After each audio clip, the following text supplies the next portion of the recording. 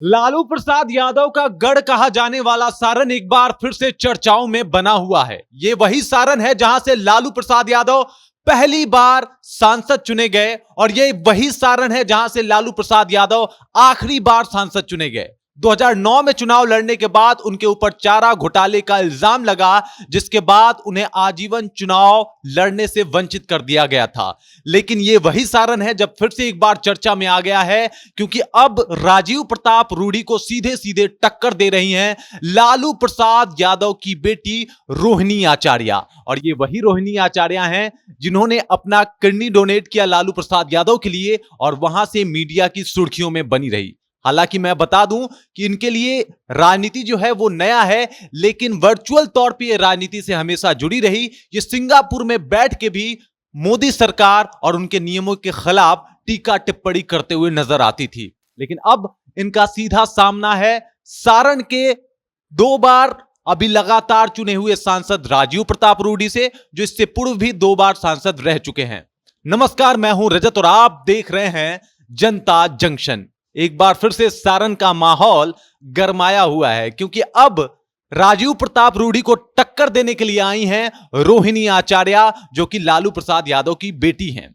और वो लगातार राजीव प्रताप रूडी को घेर रही हैं, उनके ऊपर कई सारे सवाल उठा रही हैं और राजीव प्रताप रूडी उनके बयान से बचते हुए नजर आ रहे हैं। वो ये कह रहे हैं कि वो बेटी हैं, उनके कार्यों की मैं सराहना करता हूं। उन्होंने जिस तरीके से लालू प्रसाद यादव के लिए अपना किडनी डोनेट किया, ये बहुत अच्छी बात है और मैं चाहूंगा कि हर घर में ऐसी ही बेटी पैदा हो। बाकी वो कुछ भी कह सकती हैं, वो बेटी हैं, मैं उनके ऊपर कुछ भी नहीं बोलूंगा। लेकिन ये बात बीजेपी वालों को समझ में नहीं आ रही है। बीजेपी से ही सम्राट चौधरी बोल रहे हैं कि ये किडनी के बदले सौदा हुआ है टिकट का। रोहिणी आचार्य ने अपना किडनी दिया और लालू प्रसाद यादव ने उन्हें सारण से टिकट। हालांकि इस बातचीत के बीच में सारण का माहौल गरमाया हुआ है, बहुत सारी बातें सामने आ रही हैं, बहुत सारे लोग बहुत सारी बातें कर रहे हैं। राजीव प्रताप से कुछ लोग आक्रोशित हैं। लोग कहते हैं इनके बारे में कि ये बस चुनाव में दिखाई देते हैं, उसके बाद ये सारण में नजर भी नहीं आते। वहीं रोहिणी आचार्य लगातार सारण में कैंपेनिंग कर रही हैं, लोगों से मिलजुल रही हैं और कह रही हैं कि अब सारण में बदलाव की गूंज बिल्कुल सुनाई दे रही है। वो कह रही हैं कि अब सारण बदलाव चाहता है, सारण रोजगार चाहता है और सारण चाहता है कि राजीव प्रताप रूडी से मुक्त हो जाए। मैं आपको बता दूं, सारण का सीट हमेशा से हॉट सीट रहा है। जैसा कि मैंने आपको बताया, यहां से पहली बार चुनाव जीते थे लालू प्रसाद यादव और यहीं से लोकसभा चुन के गए थे 1977 में और आखिरी बार चुनाव लड़े 2009 में और उसके बाद उनके ऊपर प्रतिबंध लग गया और आजीवन वो चुनाव नहीं लड़ पाए। लेकिन इस बार अपनी साख को बचाने के लिए लालू प्रसाद यादव ने बड़ा दांव खेला है और अपनी बेटी रोहिणी आचार्य को सारण के हॉट सीट पे भेज दिया है चुनाव लड़ने के लिए।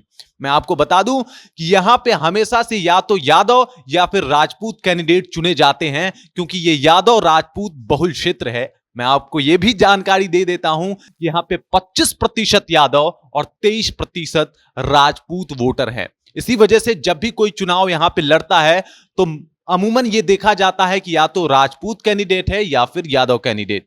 हालांकि यहां पे वैश्य वोट भी एक तरीके से मुफ्त वोट करता है और यहां पे वैश्य वोट जो है वो 20% है।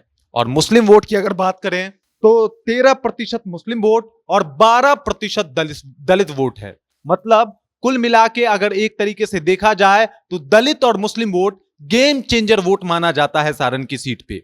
और सारण की सीट अगर एक तरीके से देखा जाए तो अभी कहीं ना कहीं थोड़ी सी नाराज है राजीव प्रताप रूडी से और इसका सीधा सीधा फायदा जो है वो देखने को मिल रहा है कि इस बार लालू की बेटी उठा पाएंगी। लेकिन फिर भी यह कहना बहुत मुश्किल है कि राजीव प्रताप रूडी, जो कि आप अपना एक गढ़ बना चुके हैं सारण से, वो सारण से ही आते हैं, उनको हरा पाना बहुत चैलेंजिंग होने वाला है रोहिणी आचार्य के लिए। बाकी इसके ऊपर आप क्या सोचते हैं, अपनी बात हमें जरूर बताएं कमेंट सेक्शन के द्वारा।